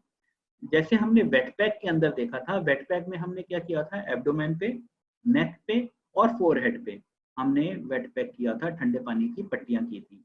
सिमिलरली जो हमारा नेचुरोपैथी है, नेचुरोपैथी के अंदर भी हमें अलग अलग बॉडी पार्ट्स पे अगर हम ठंडे पानी की अगर हम पट्टी करते हैं, या पट्टी करने की बजाय बर्फ या बर्फ की सिकाई या अगर हम इस करने की कोई वो करते हैं, तो उसके भी डिफरेंट डिफरेंट हमें रिजल्ट्स देखने को मिलते हैं। This is also very important, right. सिकाई करना तो हमें मालूम ही है, ये तो हमें बचपन से हमें सिखाया जाता है कि कहीं पर पेट में दर्द, पेट में सॉरी, कहीं पे घुटनों में या जॉइंट्स में कहीं पर पेन है, या कहीं पे कमर में दर्द है, पीठ में दर्द है, अगर हमें कोई रेगुलर कहीं पे दर्द रहता है तो हमें वहाँ पे सिकाई करनी चाहिए। ये हमें बचपन से सिखाया जाता है, ये हमें मालूम ही है। हीटिंग कंप्रेस यानी कि गर्म पानी की सिकाई, ये भी अलग अलग तरह की होती है। नॉट ओनली गर्म पानी, गर्म नमक से की जाती है, ईंट से की जाती है, पत्थर से की जाती है, मार्बल से की जाती है, लोहे से की जाती है। अलग अलग तरह की सिकाई होती है जो कि हम कर सकते हैं। कौन सी करनी है, कैसे करनी है, इन चीजों में नहीं पड़ना है। हमें क्या करना है, हमें करनी है, किसी भी तरीके से हम कर सकते हैं जो कंफर्टेबल हम कर सकें। ठीक है, ये मैंने आपको बताया कि हमें उल्टियां करवाई जाती हैं, हमें अलग अलग तरीके से लूज मोशन डायरिया करवाया जाता है ताकि हमारे पेट के अंदर से वो जो गंदगी है वो निकल सके। ये अलग अलग मेथड हैं, ये सब थ्योरी है। आप इसको बैठ करके आराम से पढ़िएगा, और उसके बाद अगर किसी को कोई क्वेश्चन होगा या कोई डाउट होगा तो हम we can always discuss it, right. Now बात, this is very important part of naturopathy, यानी कि पर्टिकुलरली फॉर हाइड्रोपैथी। पानी का जो टेम्परेचर है दैट इज वेरी इंपॉर्टेंट। अगर पानी 10 डिग्री से नीचे है, 10 डिग्री से पानी का टेम्परेचर कम है, तो वो हेल्थ के लिए अच्छा नहीं माना जाता है, बिकॉज वो बहुत ज़्यादा ठंडा है, वो आपकी बॉडी में हाइपोथर्मिया कर सकता है, राइट। अगर 10 डिग्री से 18 डिग्री के बीच में है, it is considered as a cold. 32 degree से 36 डिग्री के बीच में होता है तो न्यूट्रल। 40 डिग्री से 45 डिग्री में होता है तो हॉट, राइट। अगर 45 डिग्री से ऊपर चला जाता है पानी का टेम्परेचर, तो वो इतना ज्यादा गर्म हो जाता है कि वो स्किन को जलाएगा, तो फिर वो थेरेपेटिक नहीं माना जाता है, डिस्ट्रक्टिव हो जाता है, स्किन को डिस्ट्रॉय करेगा, तो वो नहीं यूज करते हैं हम लोग। 10 डिग्री से 45 डिग्री के बीच का पानी यूज करते हैं। अब आपके मन में क्वेश्चन आ रहा होगा कि 18 डिग्री से 32 डिग्री का क्या, वो तो लिखा नहीं है। वो नेचुरल नॉर्मल पानी है, वो हम डेली जो यूज करते हैं 18 से 32 डिग्री के बीच का उसका टेम्परेचर रहता है। तो नॉर्मल पानी है, तो नॉर्मल पानी तो हम वैसे ही यूज कर रहे हैं, उसको हमें काउंट क्यों करना है। 10 डिग्री से 18 डिग्री थोड़ा नीचे की तरफ हो गया, 32 डिग्री से ऊपर थोड़ा ऊपर की तरफ हो गया, तो जो बीच का जो है 18 से 32 के बीच में वो एक न्यूट्रल है, उसको हम डेली यूज वैसे ही कर रहे हैं, तो वो थेरेपेटिक जो है उसके जो क्योंकि बॉडी उसकी हैबिचुअल हो चुकी है और वो सब, तो उसका इतना असर नहीं रहता है। असर लेने के लिए हमें या तो ठंडे की तरफ जाना है या गर्म की तरफ जाना है। नाउ कैसे डिसाइड करेंगे कि गर्म लेना है या ठंडा लेना है, ये कुछ बात है अलग अलग कि कौन सा पानी कौन सा हमारे बॉडी के पार्ट के ऊपर करना है, कैसे करना है। ये कुछ थ्योरी है जो मैंने प्रॉपर इसके वो बना रखे हैं, ये आप पढ़िएगा। इसके अंदर कोई क्वेश्चन किसी को रहता है, ये बहुत लेंदी है, अगर मैं ये एक एक स्लाइड बताने जाऊंगा तो शाम तक एक एक slide, there are more than 100 slides, ठीक है। तो आप इसको पढ़िएगा, बहुत जरूरी है आप इसको पढ़ें। अगर कोई क्वेश्चन रहता है तो हम नेक्स्ट क्लास के अंदर, जब भी हम नेक्स्ट क्लास करेंगे उसके अंदर हम शुरू शुरू में 10 मिनट 15 मिनट इन स्लाइड्स को डिटेल में, अगर कोई क्वेश्चन रहता है तो हम उसको ले लेंगे। अदरवाइज आप इसको प्रॉपर तरीके से पहले पढ़िएगा। 40 से 45 डिग्री का टेम्परेचर का पानी किस काम आता है, क्या क्या फर्क हमारी बॉडी में कहाँ कहाँ पे क्या क्या असर करता है। 32 से 36 डिग्री का पानी अगर होगा तो वो क्या करता है हमारी बॉडी में। ठंडा पानी होगा तो वो हमारी बॉडी में क्या करेगा, है ना। तो कितने टाइम तक हमें उसको यूज करना है, कहाँ कहाँ यूज करना है, कैसे यूज करना है, स्पाइनल बाथ क्या होता है, कैसे यूज किया जाता है। स्पाइनल बाथ में ऑलरेडी आपको बता चुका हूँ मसाज वाले सेशन के अंदर, उसके अंदर हम ऑलरेडी स्पाइनल बाथ की डिस्कस कर चुके हैं। वेट पैक के अंदर हम उसको ऑलरेडी यूज मैं आपको बता चुका हूँ, राइट। कि हमें सिर्फ, या कोई अगर किसी के पास वो स्पाइनल बाथटब नहीं है तो आप खाली एक टॉवल को गीला करके आप उसके ऊपर लेट भी जाएंगे तो भी वो स्पाइनल बाथ की तरह ही काम करेगा, ठीक है, ये मैं ऑलरेडी आपके साथ डिस्कस कर चुका हूँ। ठीक है, स्पाइनल बात के डिफरेंट वेज हैं, कैसे कैसे की जा सकती है, ये आप पढ़िएगा आराम से।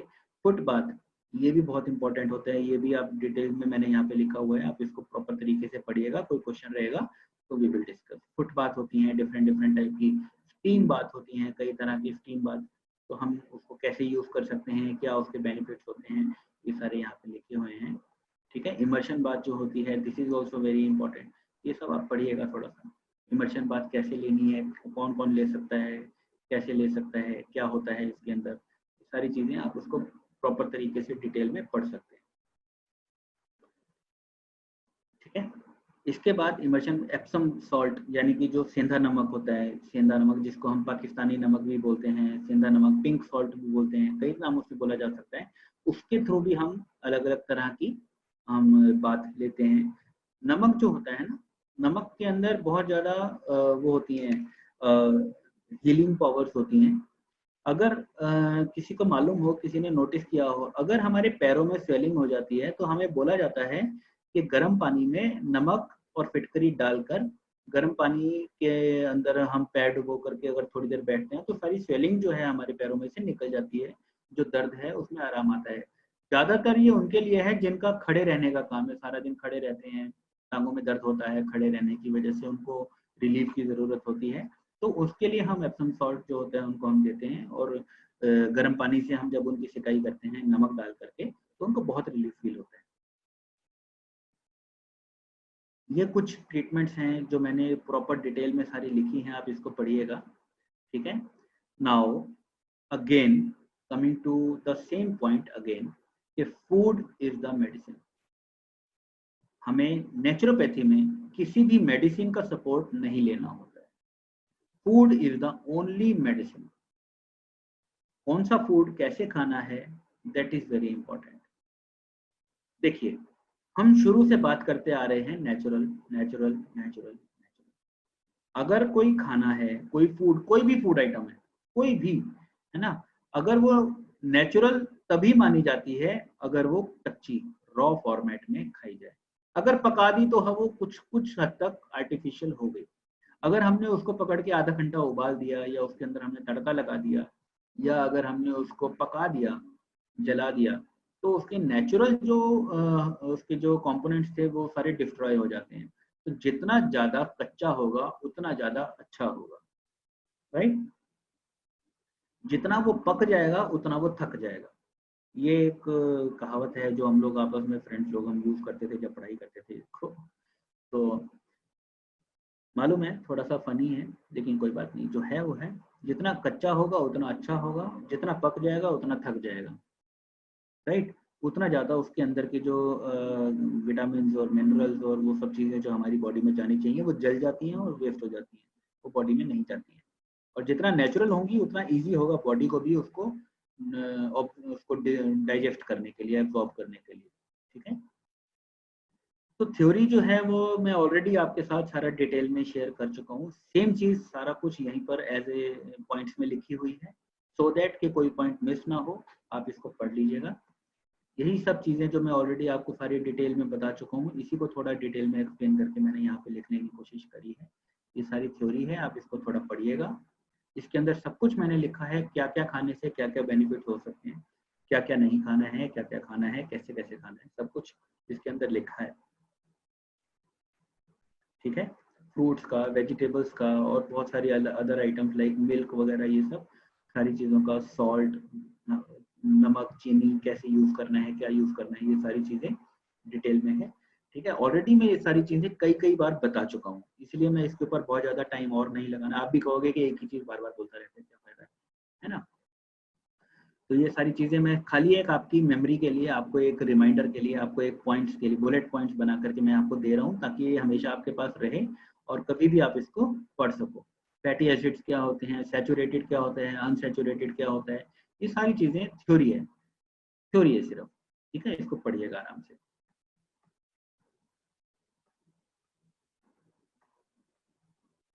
नाउ कमिंग टू द ये दिस इज वेरी इंपॉर्टेंट।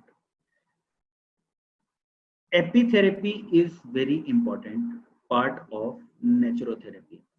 देखिए, हमें मालूम है कि शहद बहुत अच्छा होता है हेल्थ के लिए, ठीक है।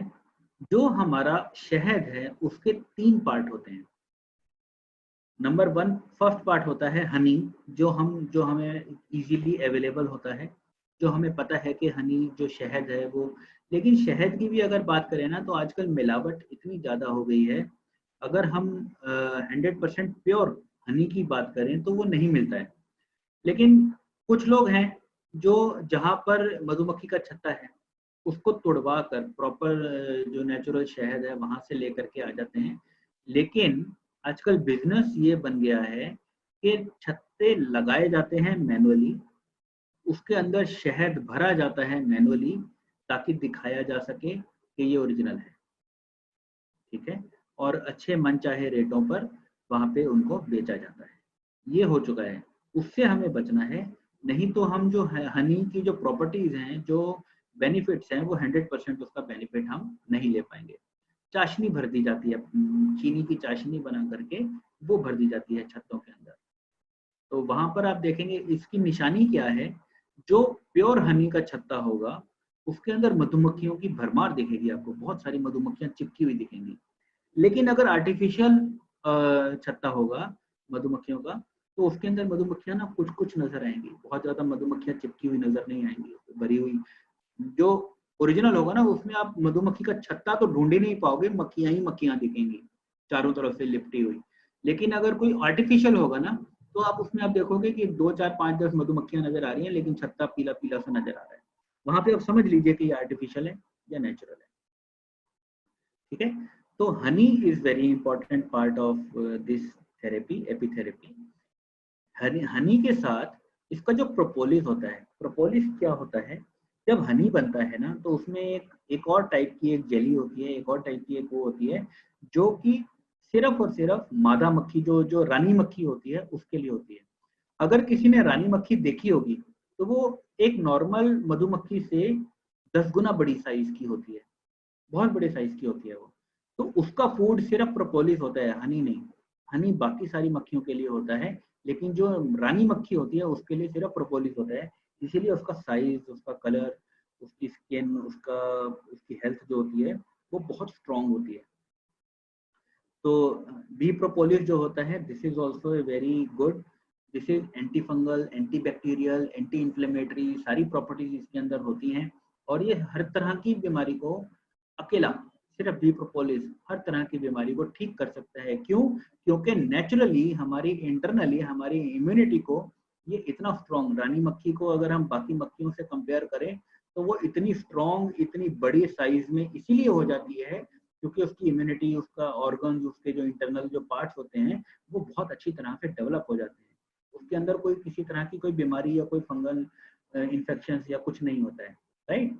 तो propolis is a very good part of apitherapy. Now coming to the royal jelly. Royal jelly is a kind of venom, एक तरह का जहर होता है जो मक्खी के डंक में से निकाला जाता है, राइट। इसको भी मेडिसिनल प्रॉपर्टीज इसकी बहुत होती हैं, इसीलिए इसको भी प्रोसेस करने के बाद, इसको सिंथेसाइज करने के बाद इसको बना दिया जाता है ताकि एक ह्यूमन बॉडी के लिए कंज्यूम किया जा सके और इसके भी मेडिसिनल प्रॉपर्टीज को यूज किया जा सके। तो दिस इज ऑल थ्योरी, मैंने आपको सारा कुछ पढ़ने के लिए दे रखा है, मटेरियल दिया है, इसको आप पढ़िएगा, इसको आपको काफी अच्छा लगेगा पढ़ के।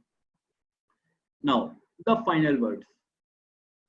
फाइनली पूरी प्रेजेंटेशन का निचोड़ सिर्फ 3 लाइनों में, जो कि nature is our mother, more natural we are, more healthy will be. Very simple, जितना ज्यादा हम नेचुरल हो जाएंगे उतना ज्यादा हम हेल्दी हो जाएंगे। वेरी सिंपल, इसके अंदर कोई इफ एंड बट नहीं है, राइट। नाउ मेरी तरफ से थैंक यू। अब now we will take the question and answer. अगर किसी का कोई क्वेश्चन है या कोई डाउट है तो let's take that. Anybody? Mr. Sandalavan. हाँ, I will send it to you right now. Okay sir. I think Epsom salt means मैंने समझा है वो केमिकल है। कौन सी चीज? Epsom salt. Epsom salt chemical नहीं होता है सर, जो आयोडाइज सॉल्ट होता है वो केमिकल होता है। एप्सम सॉल्ट जो होता है वो नेचुरल हमें पहाड़ों में से निकलता है, it is very natural. Epsom salt जो Okay. होता है, देखिए जो फिटकरी जिसको हम एप्सम बोलते हैं, फिटकरी जो होता है it is processed kind of, उसको डायरेक्ट रॉ फॉर्मेट में हम कंज्यूम नहीं कर सकते हैं, उसको हम रॉ फॉर्मेट में हम यूज नहीं कर सकते हैं, it is little bit processed right, but it is a natural thing. Sir, that is potassium alum, I think. हाँ जी, हाँ जी, वो एक नेचुरल चीज है And जो I've पहाड़ों में been से to, गुफाओं में से निकलता है। 2 मिनट में तो आप बहुत अच्छा रहा सर ये नेचुरोपैथी। अभी अभी ये सारी प्रोसीजर मैं करती हूँ सर नेचुरोपैथी के दौरान जो है ना। मैम आप डॉक्टर हैं तो आपके पास ये सारे प्रोसेस हैं, लेकिन जो मेरा बताने का जो है ना एक आम आदमी के लिए जिसके पास ये सब चीजें नहीं है और उसको भी वो कैसे करना है, तो मैं थोड़ा सा उसको लेकर के चलता हूँ। नहीं बिल्कुल बिल्कुल, इसलिए तो हाँ। मैं चुपचाप सुन रही थी ना। जी जी, अब आप बताइए ना थोड़ा सा नेचुरोपैथी में कैसे कैसे, और भी क्या कोई चीज मैंने अगर मिस कर दी हो, कोई चीज अगर मैंने छोड़ दी हो, छूट गई हो मुझसे, तो आप थोड़ा सा ऐड ऑन कीजिए, उसके बारे में हम सबको सीखने को मिलेगा।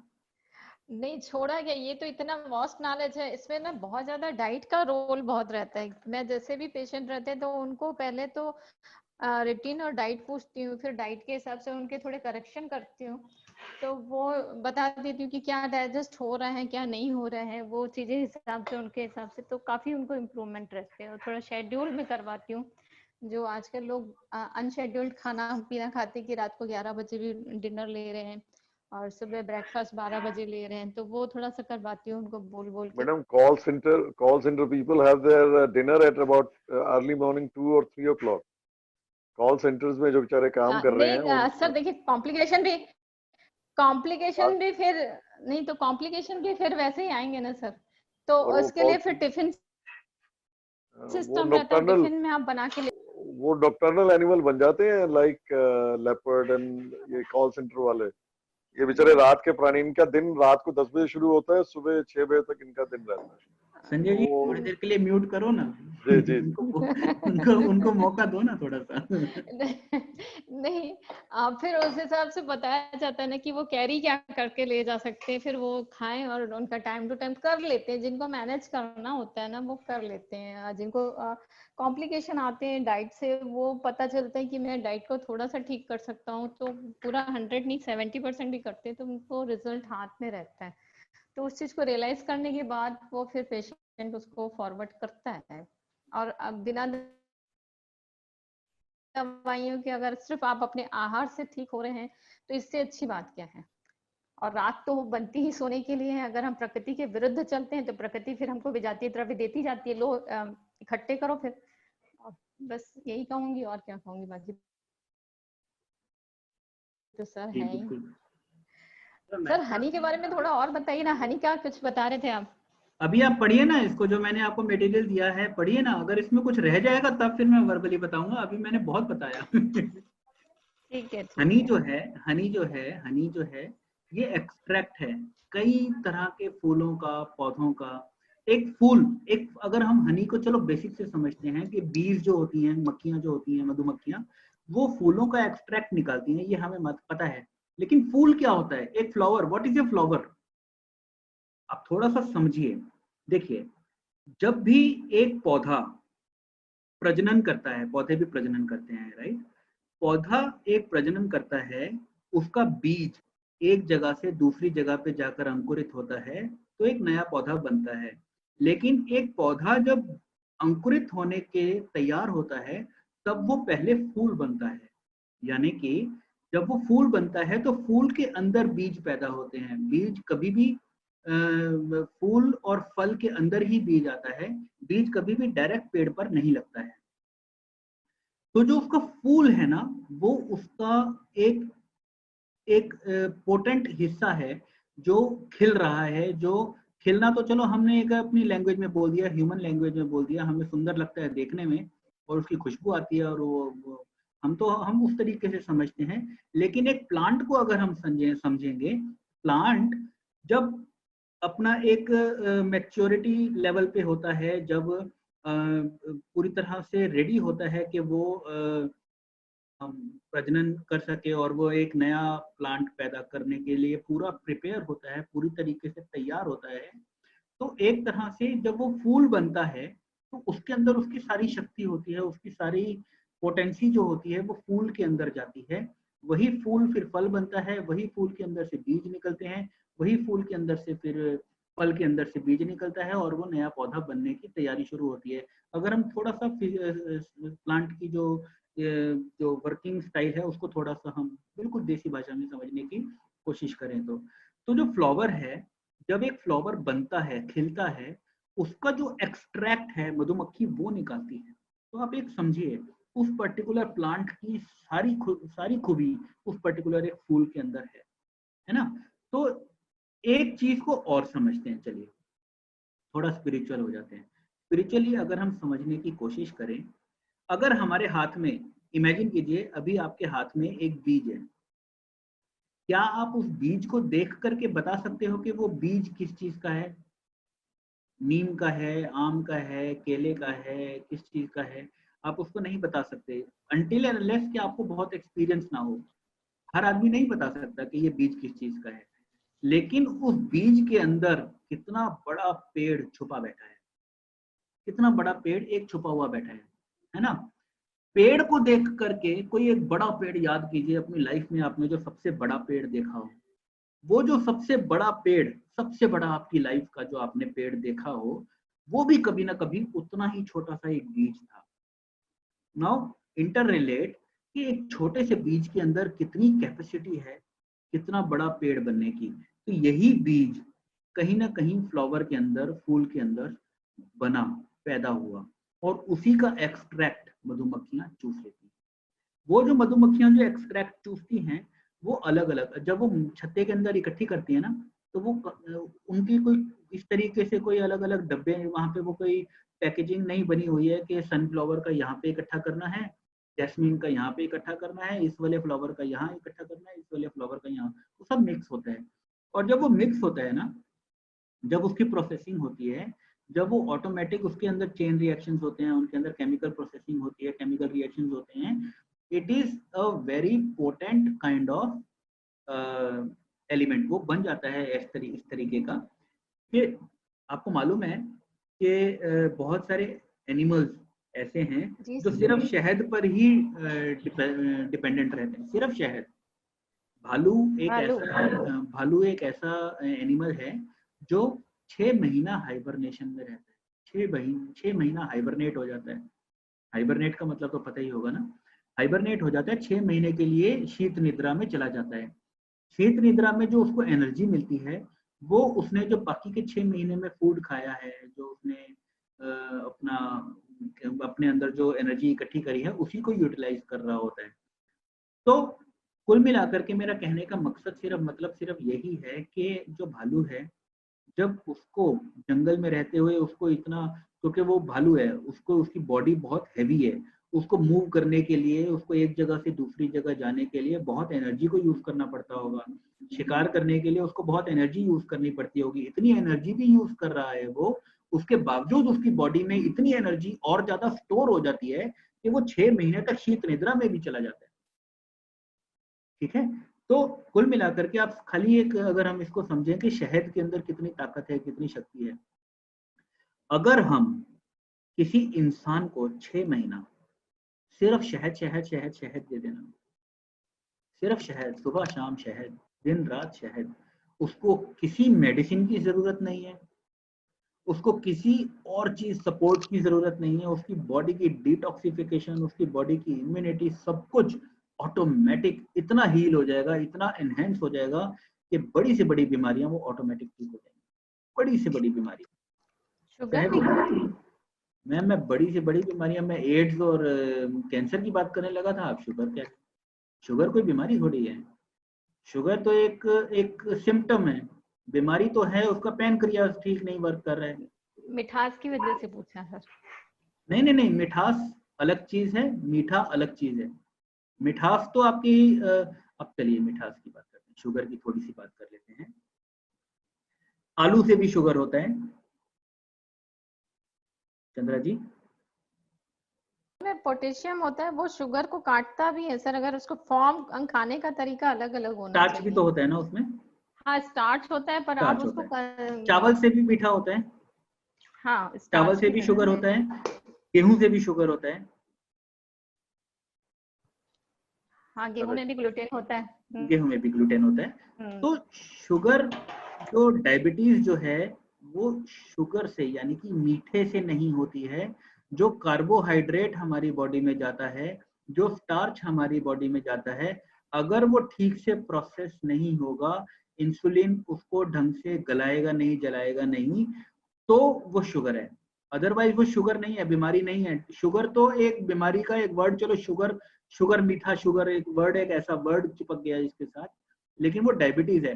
डायबिटीज का मतलब शुगर नहीं होता, डायबिटीज का मतलब बॉडी के अंदर शुगर का ढंग से प्रोसेस नहीं हो पाना इज डायबिटीज। यानी कि जो हमारा सिर्फ शुगर के अंदर मीठा नहीं होता, जो मीठा खाने वाली चीज है सिर्फ वही नहीं होती, उसके अलावा there are n number of चीजें। अगर हम चलो बात करते हैं, अगर हम बेसन की बात करते हैं या अंकुरित दालों की बात करते हैं, अगर वो भी डाइजेस्ट नहीं होंगी प्रॉपर, तो कहीं ना कहीं वो भी किसी ना किसी ऑर्गन को इफेक्ट करेगी ना। उसी तरीके से अगर हम सिर्फ गेहूं की रोटी खाते हैं और वो ढंग से डाइजेस्ट नहीं होगी, तो वो भी एक कारण है, बहुत बड़ा कारण है हमारी बॉडी में डायबिटीज का। ये तो मानते हैं ना। तो इट इज नॉट कि वो मीठा है तो वो नुकसानदायक है।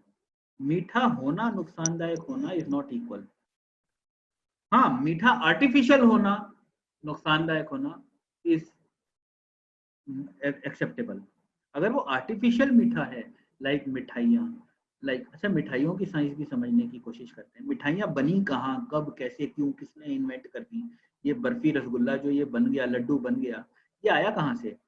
अगर हम समझें पहले के थोड़ा सा, जब ये मिठाइयाँ बनी और ये जब थोड़ा सा ह्यूमन इन्वॉल्वमेंट हो रहा था, जब बस्तियां नहीं बसी थी, गांव कस्बे हुआ करते थे, कबीले हुआ करते थे, उस टाइम पे अगर किसी को लॉन्ग टर्म ट्रेवल करना होता था, ट्रेवल करने के टाइम पे दाल रोटी अगर लेकर के जाएंगे तो कितना टाइम तक दाल रोटी चलेगी? बासी हो जाएगी, खराब हो जाएगी। तो उस टाइम पे ये लड्डू, मिठाइयाँ ये इसलिए बनाई गई कि थोड़ा सा खाकर भी एनर्जी ज्यादा आ जाए, थोड़ा सा खाकर एनर्जी ज्यादा आ जाए। इसका टेस्ट के साथ तो बाद में जोड़ दिया गया इसको। थोड़ा सा खाकर, एक लड्डू खाया, एनर्जी आ गई, भरपूर एनर्जी आ गई बॉडी में। ये इसीलिए बनाई गई थी चीजें।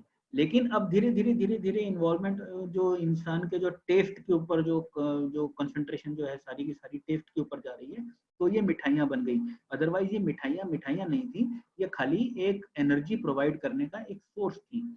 बहुत लोग गांव में ऐसे होते थे जिनको कई कई दिन खाना नहीं मिलता था, कई कई दिन उनको एनर्जी नहीं, फूड सप्लाई नहीं होती थी उनके पास, कहीं वो उनको खाने का कोई जरिया नहीं था उनके पास, तब उनको मिठाइयाँ, इस तरीके की चीजें दे दी जाती थी कि भैया ये खा लो, तुम्हारी 4-5 दिन की एनर्जी आ गई तुम्हारी बॉडी में।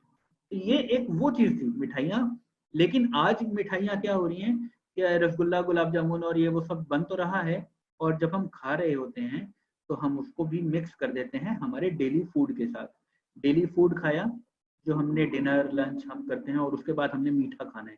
मीठा खाने के अंदर हम गुलाब जामुन, रसगुल्ले या लड्डू या बर्फी या जलेबी ये सब खा लेते हैं।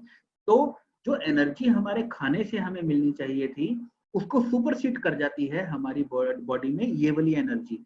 जो हमारे बॉडी का इंसुलिन जितना उसके अंदर प्रिपेयर्ड था ऑलरेडी, जो हमारे खाने के डेली डाइट को डाइजेस्ट करने के लिए सफिशिएंट था, उसके अंदर हमने 10 गुना 20 गुना ज्यादा एनर्जी का खाना और डाल दिया ऊपर से। चाहे एक लड्डू खाया, चाहे 10 लड्डू खाए, क्योंकि हम वहां पे काउंट करके नहीं खा रहे हैं, रसगुल्ले खा रहे हैं तो जितनी कटोरी है वो पूरी खत्म होनी चाहिए।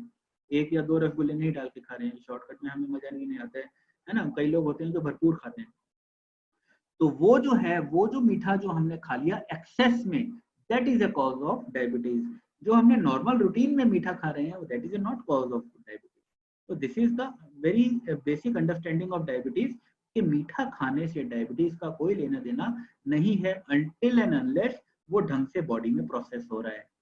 अगर वो हमारी पैनक्रियाज उतना इंसुलिन दे रही है कि वो मीठे को ढंग से बर्न कर सके, ढंग से उसकी जो एनर्जी में कन्वर्ट कर सके, अगर इतना इंसुलिन आ रहा है तो that is not diabetes.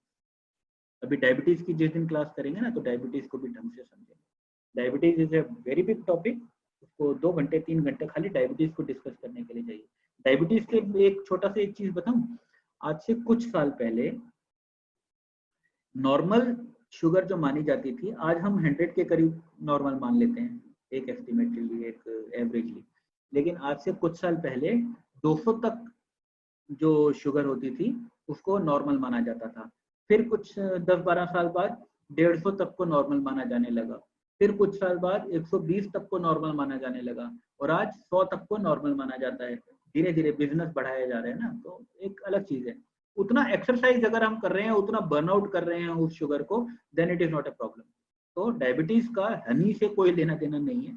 Honey is totally different चीज, बल्कि हनी के अंदर इतनी पोटेंसी है, इतना उसके अंदर एंटी इंफ्लेमेटरी और इतनी सारी प्रॉपर्टीज हैं कि वो जो डायबिटीज जो कॉज करने वाली जो चीजें हैं ना, उसको भी ठीक कर सकती है। 6 महीना अगर हम किसी को सिर्फ डायबिटीज खाली अगर सिर्फ हम हनी हनी देते रहे ना, तो भी वो सारी बीमारियों को इकलौता ठीक कर सकते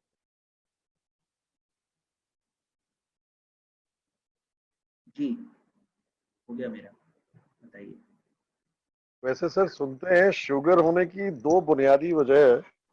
एक तो जो इंसान थोड़े से आलसी होते, काम नहीं करते, मतलब लाइफस्टाइल। जैसे लाला लोग गद्दी पे जाके बैठ गए सुबह शाम तक और पैर नहीं उठा, एक उनको, या जो सोचते ज्यादा है, those who worry and think a lot, these are the two basic, there can be other reasons also, hereditary and other, but नहीं these सर, can ऐसा be two नहीं है। जो बहुत सोचते हैं और विचारते हैं और चिंता करते हैं, चिंता, वरिंग बिल्कुल a सर, lot, बिल्कुल बिल्कुल बिल्कुल। एक उनको डायबिटीज होती तो है। मीठे से, मैं और वही मेरा टोटल मैं कहने का जो मकसद था वो ये था कि डायरेक्ट हम मीठे के साथ अटैच नहीं कर हाँ, सकते। और उसका That मीठा is the से, myth। और जो अगर आप काम में लगे रहेंगे, अपनी बर्नआउट, बड़ी अच्छी बात आपने की, कैलोरीज करते रहेंगे, अब वो आप खा रहे हैं उसको बर्न नहीं कर रहे, आपने खाया सुबह गद्दी पे जाके बैठ गए। अब मेरा तो फॉर्चुनेटली जॉब, कभी लाल किला, कभी कुतुब मीनार, कभी हमको घूमना पड़ता है, वो अलग बात है। अब 8 महीने से घर पे ही बैठे हैं, लेकिन मतलब आपका ट्रैवलिंग जॉब, मार्केटिंग वालों को, ये नहीं कि उनको नहीं होगी,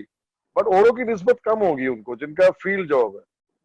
जो जी सिटिंग आइडल जॉब जिनका है, ऑफिस में बैठे हैं आप, सुबह शाम तक कंप्यूटर के आगे बैठे हुए, that's why it is set कि थोड़ा सा वॉक करें। तो तो हनी का जो that is, हमारा टॉपिक था, टॉपिक हनी से रिलेटेड शुरू हुआ था, तो हाँ हनी हाँ, से डायबिटीज का कोई लेना देना नहीं है, अगर वो प्रॉपर तरीके से बर्न होने लायक, हम नहीं वो उतनी ठीक है। एनर्जी प्रोड्यूस कर रहे हैं। तो डॉक्टर जयेश कुछ कहना चाह रहे हैं, प्लीज कहिए। सर आपने जो हनी के लिए कहा है एब्सोल्युटली राइट है, और ये काफी बड़ी बुक में लिखा हुआ भी है कि हनी अगर उसको 2 महीना या 3 महीना सही से दिया जाता है in equal quantity, even Honey के साथ में अगर हम लोग घी भी मिक्स करते तो पॉइजन होता है, मगर उसको कुछ क्वांटिटी में मिक्स करके खिलाया जाता तो टीबी जैसा पेशेंट भी ठीक हुआ है। एग्जैक्टली सर, बिल्कुल सही कह रहे हैं। हमारे पास ट्रूथ करके आता है, उसके साथ में हम पेशेंट को हनी के साथ मिला के दिया है, और आज भी पेशेंट विदेश में है, मुझे पता है हमारा बीमारी कैसे दूर हुआ था, बिकॉज ऑफ उसको सिर्फ हनी के साथ में मिक्स करके दिया गया था, उसको एकदम सही से, एकदम आज भी डॉक्टर भी सरप्राइज करते हैं। बिल्कुल करता है सर, बिल्कुल करता है सर। हनी और डायबिटीज और जो आपने बताया फूड, जो अनडाइजेस्टेड फूड है वो शुगर क्रिएट करता है। जी सर। अनडाइजेस्टेड, ये ओरिजिनली आयुर्वेदा में लिखा हुआ है, आपको कितना खाना है कि आपके पेट में 2 ग्लास पानी जावे, उससे कम खाइए, तभी आपका खाना पचन होगा। यहाँ आदमी ने गलती किया है, खाना ज्यादा खाता है, पानी कम पीता है, और उससे उनको ये तकलीफें बढ़ने लगती है। जी जी, बिल्कुल सही कह रहे हैं, बिल्कुल सही कह रहे हैं सर। और यहाँ पे मैडम ने कहा फूड डाइट, ये पहला जो भी आयुर्वेदिक का अच्छा डॉक्टर है, पहला फूड डाइट पे अटैक करेगा, पेशेंट की रिकवरी वहां से। आपकी आवाज क्रैक हो रही है जय साहब, जो वॉइस थोड़ा माइक को पास लाइए सर, मुंह के पास लाइए थोड़ा माइक को ना। मेरे पास से ये टेबल माइक से बात करना, बोलेंगे तो ऐसा ही होता है। can't hear sir, आपकी आवाज नहीं आ रही है सर, बिल्कुल आवाज नहीं आ रही, बिल्कुल नहीं आ रही है सर आपकी आवाज।